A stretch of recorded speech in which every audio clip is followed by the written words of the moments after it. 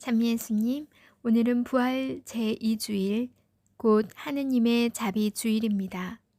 독서와 복음 말씀 봉독하도록 하겠습니다. 성부와 성자와 성령의 이름으로 아멘. 제1 독서입니다. 사도행전의 말씀입니다. 신자들의 공동체는 한마음 한뜻이 되어 아무도 자기 소유를 자기 것이라 하지 않고 모든 것을 공동으로 소유하였다. 사도들은 큰 능력으로 주 예수님의 부활을 증언하였고 모두 큰 은총을 누렸다. 그들 가운데에는 궁핍한 사람이 하나도 없었다. 땅이나 집을 소유한 사람은 그것을 팔아서 받은 돈을 가져다가 사도들의 발 앞에 놓고 저마다 필요한 만큼 나누어 받곤 하였다. 주님의 말씀입니다. 하느님 감사합니다. 제2 독서입니다. 요한 1서의 말씀입니다. 사랑하는 여러분, 예수님께서 그리스도이심을 믿는 사람은 모두 하느님에게서 태어났습니다. 아버지를 사랑하는 사람은 모두 그 자녀도 사랑합니다. 우리가 하느님을 사랑하고 그분의 계명을 실천하면 그로써 우리가 하느님의 자녀들을 사랑한다는 것을 알게 됩니다. 하느님을 사랑하는 것은 바로 그분의 계명을 지키는 것입니다. 그리고 그분의 계명은 힘겹지 않습니다. 하느님에게서 태어난 사람은 모두 세상을 이기기 때문입니다. 세상을 이긴 그 승리는 바로 우리 믿음의 승리입니다. 세상을 이기는 사람은 누구입니까? 예수님께서 하느님의 아드님이심을 믿는 사람이 아닙니까? 그분께서 바로 물과 피를 통하여 세상에 오신 예수 그리스도이십니다. 물만이 아니라 물과 피로써 오신 것입니다. 이것을 증언하시는 분은 성령이십니다. 성령은 곧 진리이십니다. 주님의 말씀입니다. 하느님 감사합니다. 복음 말씀입니다. 요한이 전한 거룩한 복음입니다. 그날 곧 주간 첫날 저녁이 되자 제자들은 유다인들이 두려워 문을 모두 잠가 놓고 있었다. 그런데 예수님께서 오시어 가운데에 서시며 평화가 너희와 함께 하고 그들에게 말씀하셨다. 이렇게 말씀하시고 나서 당신의 두 손과 옆구리를 그들에게 보여주셨다. 제자들은 주님을 뵙고 기뻐하였다. 예수님께서 다시 그들에게 이르셨다. 평화가 너희와 함께. 아버지께서 나를 보내신 것처럼 나도 너희를 보낸다. 이렇게 이르시고 나서 그들에게 숨을 불어넣으며 말씀하셨다. 성령을 받아라. 너희가 누구의 죄든지 용서해 주면 그가 용서를 받을 것이고 그대로 두면 그대로 남아있을 것이다. 12 제자 가운데 하나로서 쌍둥이라고 불리는 토마스는 예수님께서 오셨을 때 그들과 함께 있지 않았다. 그래서 다른 제자들이 그에게 우리는 주님을 배웠소 하고 말하였다. 그러나 토마스는 그들에게 나는 그분의 손에 있는 못자국을 직접 보고 그 못자국에 내 손가락을 넣어보고 또 그분 옆구리에 내 손을 넣어보지 않고는 결코 믿지 못하겠소 하고 말하였다. 여드레 뒤에 제자들이 다시 집안에 모여 있었는데 토마스도 그들과 함께 있었다. 문이 다 잠겨 있었는데도 예수님께서 오시어 가운데에 서시며 평화가 너희와 함께 하고 말씀하셨다. 그러고 나서 토마스에게 이르셨다. 내 손가락을 여기 대보고 내 손을 보아라. 내 손을 뻗어 내 옆구리에 넣어 보아라. 그리고 의심을 버리고 믿어라. 토마스가 예수님께 대답하였다. 저의 주님, 저의 하느님. 그러자 예수님께서 토마스에게 말씀하셨다. 너는 나를 보고서야 믿느냐? 보지 않고도 믿는 사람은 행복하다. 예수님께서는 이 책에 기록되지 않은 다른 많은 표징도 제자들 앞에서 일으키셨다. 이것들을 기록한 목적은 예수님께서 메시아시며 하느님의 아드님이심을 여러분이 믿고 또 그렇게 믿어서 그분의 이름으로 생명을 얻게 하려는 것이다. 주님의 말씀입니다. 그리스도님 찬미합니다. 잠시 묵상하겠습니다. 진나라 환혼이 촉을 정벌하고 군사들과 함께 배를 타고 가던 중에 양쯔강의 삼엽이라는 곳을 지났습니다.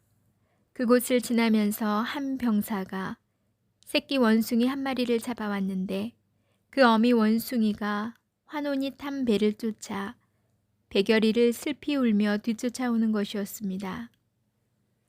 배를 강 기슭에 대자 어미 원숭이가 몸을 날려 배 위로 뛰어 올랐지만 오르자마자 죽고 말았답니다.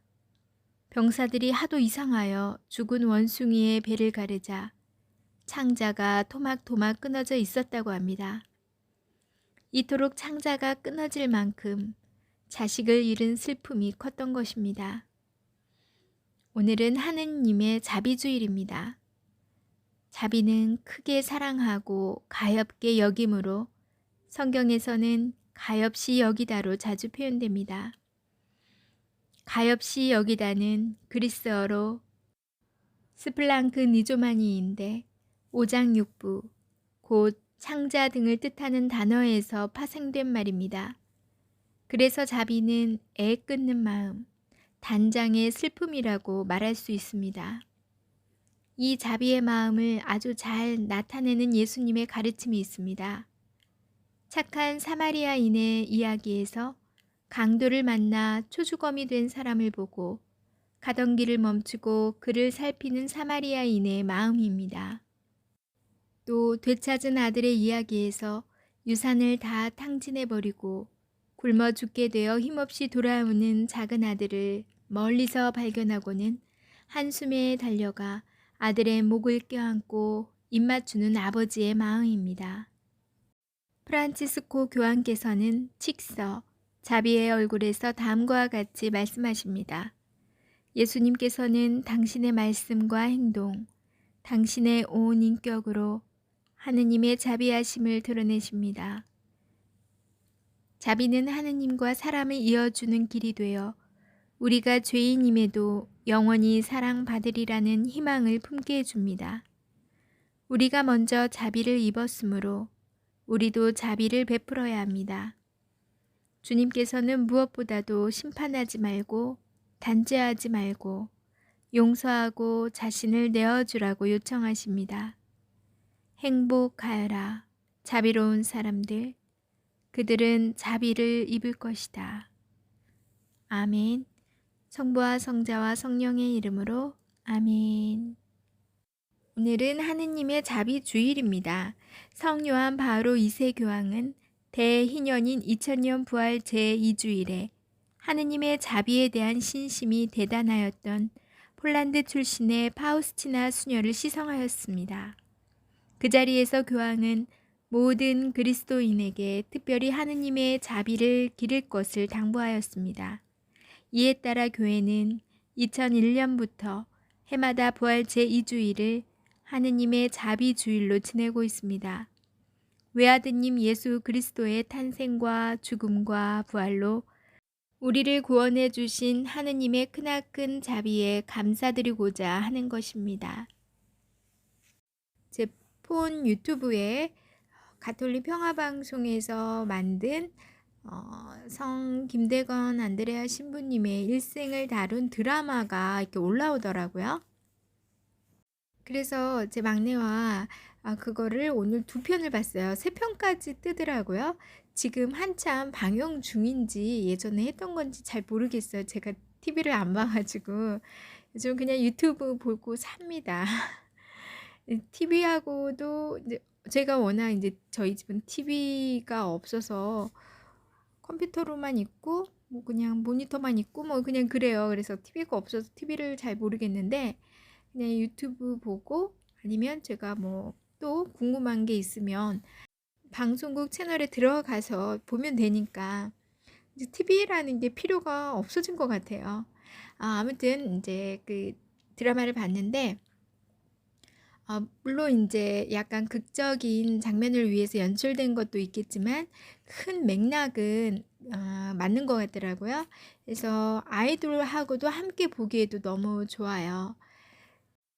또 김대건 안드레아 신부님은 뭐 우리가 많이 접하고 듣고 해서 알긴 알지만 또 이렇게 극화돼서 보니까 그 시대 얼마나 또 힘들었나 그런 상황이 보이더라고요. 먹을 것 없고 또 박해 시대 그 신앙을 그렇게 지켜가는 신자분들 또 선교사들 그리고 또 이름 모를 아주 수없이 많은 순교자분들 덕에 우리가 이렇게 또 살아가고 있는 게 아닌가 해요. 그 시대의 상을 보면 너무 진짜 가난해요. 가난한데도 그 믿음은 정말 지금보다 더 강했던 것 같아요. 지금 현실을 볼 땐 먹을 게 정말 차고 넘치는 이 시대에서도 주님에 대한 그런 믿음과 신심이 그때보다 훨씬 덜한 것 같아요. 오늘이 자비주일인데 아마 우리가 나누는 것도 많다고 해서 없는 그 시대보다 더 많이 나눌까라는 생각이 들더라고요. 곳간에서 인심난다라는 말도 있긴 하지만 우리가 좀 더 삭막해진 나만 아는 이기심 이런 거가 더 커지지 않았나. 우리 신앙인만이라도 또 이 하느님의 자비를 생각해서 하느님께서 우리에게 모든 걸 주신 거잖아요.